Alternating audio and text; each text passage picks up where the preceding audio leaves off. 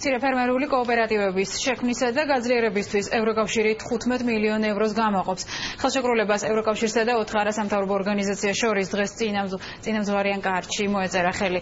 პროექტის ფარგლებში საქართველოს 45 რაიონში 160-ზე მეტი კოოპერატივი შეიქმნება, სადაც მინიმუმ 3000 წევრი გაერთიანდება. პროგრამა ქვეყანაში სურსათის წარმოების გაფართოებისკენ და სოფლებში სიღარიბის შემცირებისკენ არის მიმართული.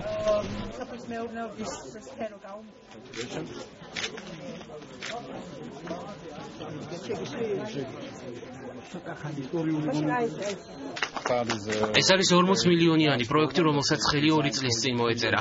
ის მიზნად საქართველოს სოფლის მეურნეობის განვითარებას ისახავს.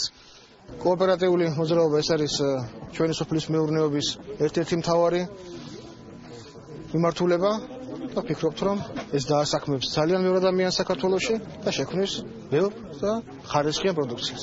აქ ჩვენ გვაქვს დღეს წარმოდგენილი სხვადასხვა ფერმენტების მოყვანილი პროდუქცია, რომელიც არის ბიოლოგიურად სუფთა, ეკოლოგიურად სუფთა და პლუს გვინდა კიდე რომ უფრო ფართოდ ხალხთან მივიტანოთ ჩვენი პროდუქტი და ცოდნა რომ საქართველოში დღესდღეობით არსებობს ეკოლოგიურად სუფთა და ბიოლოგიურად აბსოლუტურად სუფთა პროდუქტი.